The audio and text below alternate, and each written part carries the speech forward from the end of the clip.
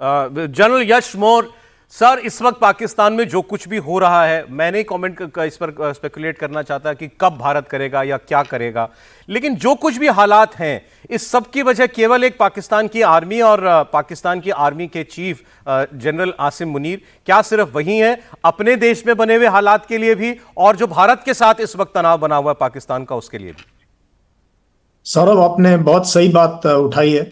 मैं पिछले तकरीबन 4 दशकों से पाकिस्तान मिलिट्री को देख रहा हूँ और मुझे मौका भी मिला है यूनाइटेड नेशंस में और विदेश में इनके अफसरान के साथ जो है मिल बैठ के कोर्स करने का, बातचीत करने का। और इनकी मिलिट्री को अगर देखा जाए, हम 47-48 तक हम एक मिलिट्री थे अंग्रेजों के, बट उसके बाद हमारे रास्ते बिल्कुल अलग अलग है।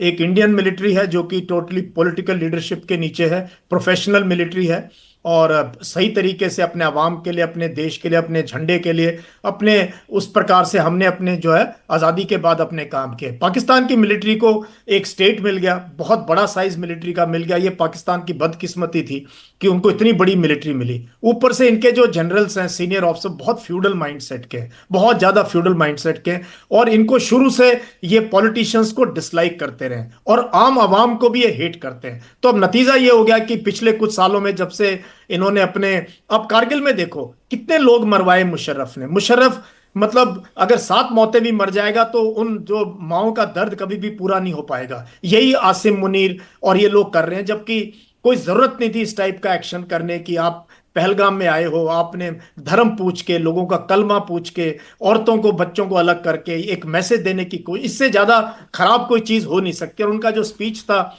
जो है टू नेशन थ्योरी पे, मुझे लगता है कोई भी जिसने वर्दी पहनी है, जिसने यूनिफॉर्म पहनी, किसी दे यूनिफॉर्म लोगों में एक एक एक जो है एक शालीनता होती है। जो यूनिफॉर्म जो अफसर किसी भी देश के हो, उससे ये मुंह से ये सुनना कि हम हिंदुओं के साथ नहीं रह सकते, मतलब बहुत ही बचकाना, बहुत ही खराब। तो वो अब वो भुगत रहे हैं। और ये मैं बता दूं कि Pakistan military is the most insecure institution, it is the most threatened institution in their own country, they are the most disliked institution, क्योंकि इन्होंने बेड़ा कर करके रखा हुआ है इस देश का। पहले आर्म्स रेस में लगे रहे हमारे साथ 70-80 के दशक में। कहां भारत की इकॉनमी, कहां पाकिस्तान की इकॉनमी। एक स्टेज था जहां पाकिस्तान अच्छा भला ठीक चल रहा था, लेकिन जब से इन्होंने हमारे साथ न्यूक्लियर में, फिर मिसाइल्स में, हर जगह में हमारे साथ होड़ में इन्होंने जो है पूरा बेड़ा गर्क कर दिया। फिर ये रिलीजन में घुस गए।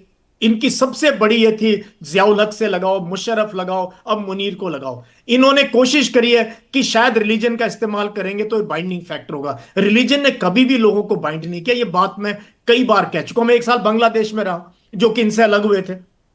तो पाकिस्तान मिलिट्री इज रिस्पॉन्सिबल जो स्टेट है आज। और जब तक कि लोग, अवाम पाकिस्तान के और पाकिस्तान के पॉलिटिशियंस खड़े नहीं होंगे इस मिलिट्री के खिलाफ, इनके पर नहीं कतरे जाएंगे, इनको डाउन साइज नहीं किया जाएगा, इनके जनरल्स को घर नहीं भेजा जाएगा, जी इस मिलिट्री को, is too big for a nation, first that step has to be sir, taken. वो भी हालात बन गए थे। आपको भी याद होगा जब इनका इमरान खान के साथ इनका मामला चल रहा था सेना का, तो बाहर निकल के इमरान खान की पार्टी के लोग तो लेफ्टिनेंट कोर कमांडर के घर के अंदर घुस गए थे, वहां जाकर के लूटपाट डिफेंड ही कर नहीं दी कर थी। पाए अपना एरिया। जी हाँ, इनके तो मतलब घरों में रह के, फिर आपने देखे आलीशान घर, ये इतने फ्यूडल हैं, मैं सच बता रहा हूं, ये बहुत फ्यूडल माइंडसेट के ये जमींदार हैं। ये नए किस्म के लॉर्ड्स हैं पाकिस्तान में। जो जनरल बन गया, और बनते कैसे हैं, उनके जनरल जो है बहुत सीक्रेटिव होता है। हमारे यहाँ कर्नल टू ब्रिगेडियर हर लिस्ट आ जाती है, भाई कौन अप्रूव हुआ कौन नहीं हुआ, बहुत ट्रांसपेरेंसी के साथ होता है। मैंने तो इनके साथ नौकरी करी है, वो यही बात खुद कहते हैं सर हमारे यहाँ कोई ट्रांसपेरेंसी नहीं है, अपने अपने किस्म के लोगों को ऊपर लेके जाते हैं। तो यही होगा जो हालात सर हो रहे अब एक हैं। बार